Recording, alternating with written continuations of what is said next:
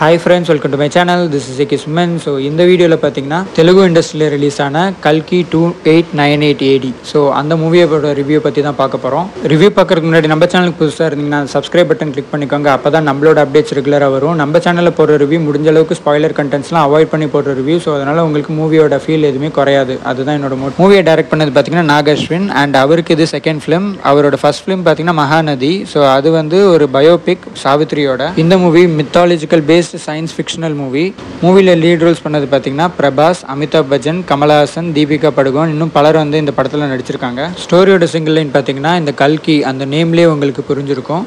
Mythological படி கல்கின்னு சொல்கிறது விஷ்ணுவோட ஒரு அவதாரம். ஸோ அது கலியுகம்ன்றதோட எண்டில் விஷ்ணு வந்து ஒரு அவதாரம் எடுத்து உலகத்தை காப்பாற்றுவார். ஸோ இதுதான் வந்து மித்தாலஜிக்கல் ஃபேக்ட். ஸோ ஏகதேசம் ஓவரால் ஸ்டோரி இதுதான் அப்படின்னு சொல்லிக்கலாம். ஸ்பாய்லர் இல்லாமல் ஸ்டோரியை சொல்லணும்னா ஸ்டோரி ஸ்டார்ட் ஆகிற இயர் பார்த்தீங்கன்னா 2898. ஸோ அந்த இயரில் மூவியில் 3 விதமான வாழ்க்கை முறையை ஃபாலோ பண்ணுற இதை காமிக்கிறாங்க. ஸோ அதில் ஒன்று காம்ப்ளெக்ஸ் சொல்கிற ஆளுமையான ஒரு இடம். அங்கே வந்து வெறும் பணக்காரங்க அந்த இதில் பணம் அதிகமாக இருக்கிறவங்க மட்டும்தான் அங்கே இருக்க முடியும். அவங்க எல்லா லக்ஸூரியஸும் நார்மல் லைஃப்பை வந்து வாழ முடியும். அண்ட் இன்னொன்று கஷ்டப்படுற கடைசி நகரமான காசியில் வந்து அவங்க இருக்காங்க. ஸோ அவங்க ரொம்ப கஷ்டத்தில் இருப்பாங்க. தண்ணி எதுவுமே இல்லாமல் ஒரு இடத்துல தான் அவங்க இருப்பாங்க. அண்ட் இன்னொன்று சம்பாலான்னு சொல்கிற 3வது ஒரு இடத்துல இருக்கிற மக்கள் அவங்க யாருக்குமே தெரியாத ஒரு மறைமுகமான வாழ்க்கையை வாழ்ந்துட்டுருக்காங்க. ஸோ அவங்க எந்த ஒரு பாகுபாடும் இல்லாமல் இவங்க 2 பேருக்கும் நடுவில் இருக்கிற ஒரு வாழ்க்கையை வந்து அவங்க தனியாக அவங்க போக்கில் வாழ்ந்துட்டு இருப்பாங்க. ஸோ இப்படிப்பட்ட ஒரு சூழலில் நம்ம கஷ்டப்படுற இந்த ரிபல்ஸ் இடத்துல இருந்து இந்த காம்ப்ளெக்ஸில் இருக்கிறவங்க வந்து தாய்மை அடைய வாய்ப்பு இருக்கிற பெண்கள் எல்லாம் வந்து கடத்திட்டு போகிறாங்க. ஸோ அப்படி போயிட்டு அவங்கள தாய்மை அடைய வச்சு அண்ட் அதிலிருந்து ஒரு இப்படி ஆர்டிஃபிஷியலாக தாய்மை அடைஞ்சவங்க கிட்ட இருந்து ஒரு திரவத்தை வந்து எடுக்கிறதுக்காக அந்த வில்லன் டீம் வந்து முயற்சி பண்ணுது. அண்ட் அதிலிருந்து வர திரவத்தை அவங்க எதிர்பார்த்த ஒரு திரவத்தை வந்து யூஸ் பண்ணால் நம்ம வில்லனுக்கு இன்னும் ஒரு கொஞ்சம் எக்ஸ்ட்ரா பவர் கிடைக்கும். ஸோ இதுதான் அவங்களோட பாயிண்ட். ஆன் த ஹோல் அவங்க எதிர்பார்த்த மாதிரி அந்த திரவம் கிடைச்சிச்சா இல்லையா, கல்கி கடைசியில் அவதாரம் எடுத்தாரா இல்லையா, அண்ட் ட்ரெய்லரில் காமிச்ச மாதிரி இந்த அசோத்தாமன் கேரக்டர் வந்து எப்படி இந்த கதைக்குள்ளே வந்தார், மூவியில் இருக்கிற கேரக்டரைசேஷன் பற்றி பார்ப்போம். ஸோ இதில் லீட் ரோல் பண்ணது பிரபாஸ். அவர் ஒரு கூலான ஒரு டெக்னாலஜி ரிலேட்டடில் நல்லா தெரிஞ்ச ஒரு பர்சன் மாதிரி இந்த படத்தில் வந்து நடிச்சிருக்காரு. அவருக்கு கொடுக்கப்பட்ட அந்த கேரக்டரை அவர் வந்து சிறப்பாக வந்து அவருக்கு எவ்வளோ கொடுத்துருந்தாங்களோ அதை வந்து நல்லாவே காமிச்சிருந்தாரு. அண்ட் நெக்ஸ்ட்டு பார்த்தீங்கன்னா அமிதாப் பச்சன். ரொம்ப நாளுக்கு அப்புறம் அவர் ஆன் ஸ்க்ரீனில் பார்க்கும்போது நல்லா இருந்துச்சு. ஸோ ஒரு அசோத்தாமன் அப்படின்னு சொல்லிட்டு அந்த ஒரு கேரக்டருக்கு ஒரு பர்ஃபெக்டான ஒரு கெட்டப் அண்ட் ஜைஜாண்டிக்கான ஒரு லுக்கில் வந்து அவரை வந்து நல்லா ஆப்டாக வந்து காமிச்சிருந்தார் டேரக்டர்.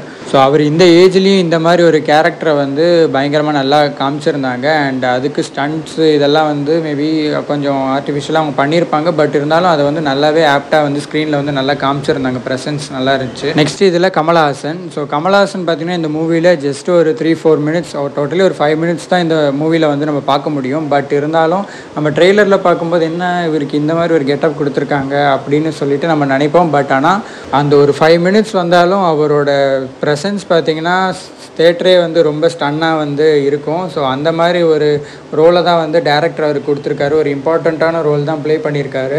ஸோ அவரோட இது ஃபுல்லாகவே இந்த ஒரு படத்தில் ஒரு 5 மினிட்ஸ் தான் அவரோட ப்ரெசன்ஸ் இருக்கும். பட் அதிலே நம்மளை வந்து பயங்கரமாக வேறு லெவலில் ஒரு மிரட்டியிருப்பார். ஸோ இது இல்லாமல் தீபிகா படுகோன். ஸோ தீபிகா படுகோன் ஒரு அம்மா அந்த ஒரு கேரக்டரில் வந்து வராங்க. ஸோ அவங்க அந்த ஒரு எமோஷன்ஸான அவங்களோட கேரக்டர் அவங்களோட ரோலை டீசெண்டாக நல்லா நீட்டாக பண்ணி கொடுத்துருக்காங்க. அண்ட் அது இல்லாமல் சோபனா. ஸோ சோபனா பசுபதி இப்படின்னு சொல்லிட்டு ஒரு நிறைய பட்டாளமே இருக்குது இந்த படத்தில். சொல்லிக்கிட்டே போகலாம். ஸோ அவங்களுக்கு கொடுத்த ரோல்ஸை வந்து நல்லா டீசெண்டாகவே நல்லா பண்ணியிருந்தாங்க. அண்ட் இந்த மூவியில் மியூசிக் போட்டது பார்த்திங்கன்னா சந்தோஷ் நாராயணன். அண்ட் எனக்கு இந்த படத்தில் அவரோட மியூசிக் பிடிச்சது பார்த்திங்கன்னா அந்த மித்தாலஜிக்கல் அந்த ஈவெண்ட்டுக்காக அவங்க வந்து ஒரு மியூசிக்கை வந்து ப்ளே பண்ணியிருப்பாங்க. ஸோ அது வேறு லெவல் அல்டிமேட்டாக ஒரு கூஸ் பம்ப்ஸ் மாதிரி இருக்கும் நம்மளுக்கு கண்டிப்பாக. அண்ட் அது இல்லாமல் பிரபாஸோட பிஜிஎம். பட் ஆனால் அந்த மித்தாலஜிக்கல் தான் எனக்கு ரொம்ப பிடிச்சிருந்துச்சி. அது இல்லாமல் பார்த்திங்கன்னா 2-3 சாங்ஸ் இருக்குது. ஸோ அந்த ஒரு சாங்ஸ் இந்த மாதிரி ஸ்லோ ஒரு மெலோடிக்காக ஒரு எமோஷன்ஸை வந்து நல்லா கவர் பண்ணுற மாதிரி இருக்கும். அந்த ஒரு சாங்கும் கேட்குறதுக்கும் கொஞ்சம் நல்லா தான் இருந்துச்சு. அந்த ஸ்க்ரீனில் நல்லா ஒர்க் அவுட் ஆயிருந்துச்சு. இப்போ மூவியோட ப்ளஸ் அண்ட் மைனஸஸ் பார்க்கலாம். ப்ளஸ் இந்த மூவியோட ப்ளஸ்ஸே பார்த்திங்கன்னா இந்த ஒரு வேர்ல்டை வந்து நம்மளுக்கு வந்து ஒரு கற்பனையில் இருக்கிற இந்த ஒரு வேர்ல்டை அவங்க காமிச்சது தான் பார்த்திங்கன்னா இதில் ஒரு ஃபஸ்ட்டு ப்ளஸ்ஸு. பட் அதுலேயே சில மைனஸ் இருக்குது. அது என்னென்னு நான் சொல்கிறேன் பின்னாடி, மைனஸில் சொல்கிறேன். ஸோ அது இல்லாமல் பார்த்திங்கன்னா அந்த ஒரு லொக்கேஷன்ஸ் அண்ட் காஸ்டியூம்ஸ், வெஹிக்கல்ஸ் இப்படின்னு சொல்லிட்டு நிறைய வேரியேஷன்ஸை வந்து நம்மளுக்கு வந்து கண் முன்னாடி ஒரு ஃப்யூச்சரை வந்து காமிச்ச மாதிரி இப்படி கூட நடக்க வாய்ப்பு இருக்கா அப்படின்னு சொல்லிட்டு சும்மா ஒரு அந்த ஃபேண்டஸியான அந்த உலகத்தை வந்து நல்லாவே காமிச்சிருந்தாங்க. அண்ட் இதில் நிறைய ரைட்டிங்ஸ் புதுசாக பார்க்க முடிஞ்சிச்சு. நிறைய விஷயத்த அவங்க வந்து டீட்டெயிலாக வந்து நிறைய விஷயத்த காமிச்சிருந்தாங்க அண்ட் பண்ணியிருந்தாங்க. அண்ட் அதுக்கு நிறைய கொஞ்சம் மெனக்கெட்டதும் தெரிஞ்சிச்சு.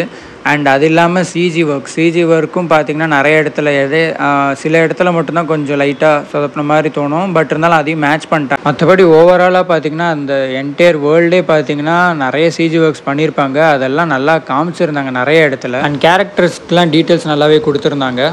இப்போ மூவியோட மைனஸஸ்லாம் கொஞ்சம் ஃபர்ஸ்ட் ஹாஃபில் ஒரு 1-2 சீன் மட்டும் கொஞ்சம் கம்மி பண்ணியிருந்தால் கரெக்டாக இருந்திருக்கும். பிகாஸ் அதில் வந்து கொஞ்சம் காமெடி ட்ரை பண்ணுறேன்னு சொல்லிட்டு கொஞ்சம் ஸ்லோ பண்ண மாதிரி சில விஷயம் மட்டும் தோணும். அது ஒரு ஜஸ்ட் ஒரு 5 to 10 மினிட்ஸ்க்குள்ளே அந்த மாதிரி ஒரு கேப்பில் தான் இருக்கும். ஸோ அந்த ஒரு விஷயம் மட்டும் கொஞ்சம் ஸ்டோரியை வந்து கொஞ்சம் ஸ்லோ பண்ண மாதிரி இருக்கும். அண்ட் வழக்கம் போல் நம்ம ஹீரோ எவ்வளோ தான் அடி வாங்கினாலும் அவருக்கு ஒரு சிறு துரும்பு கூட அவருக்கு வந்து கீரல் கூட விழுந்திருக்காது. ஸோ அந்த மாதிரி விஷயம் சில இடத்துல அது ஒரு லாஜிக்கு மட்டும் ஒரு சில இடத்துல மட்டும் மிஸ் ஆச்சு. அண்ட் இன்னொரு மைனஸ், இது மைனஸ்னு சொல்ல முடியாது, இந்த படத்தில் வந்து சில விஷயம்லாம் பார்க்கும்போது நம்மளுக்கு ஹாலிவுட் படத்தோட ஒரு மெயின் தீம் ஒரு சீன்ஸ் ஒரு ஏதாச்சும் ஒன்று வந்து சீன்ஸ்னு சொல்ல முடியாது, சில கான்செப்ட்ஸ் வந்து நம்மளுக்கு வந்து ரிசம்பிளன்ஸ் ஆகிற மாதிரி இருக்கும்.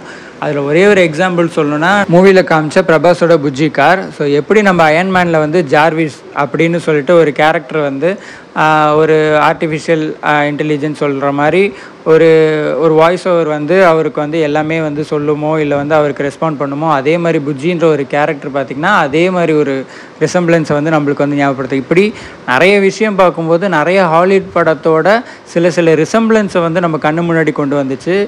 பட் இந்த எல்லாத்தினாலேயும் நம்ம மூவி வந்து அஃபெக்ட் ஆச்சான்னு கேட்டால் அது மட்டும் இல்லை. பிகாஸ் இது வந்து நம்ம இந்தியன் ஃபிலிமில் ஒரு புதுமையாக வந்து அவங்க ட்ரை பண்ண ஒரு விஷயம், ஒரு ஹாலிவுட் ரேஞ்சுக்கு அவங்க ட்ரை பண்ணியிருக்காங்க. அதுவும் நம்ம மைத்தாலஜியை பேஸ் பண்ணி எடுத்திருக்காங்க. ஸோ அதனால் இது எந்த ஒரு விஷயத்தையும் அஃபெக்ட் பண்ணல, நம்மளுக்கு ஒரு புதுமையான ஒரு விஷயமாக தான் இதில் இருக்குது.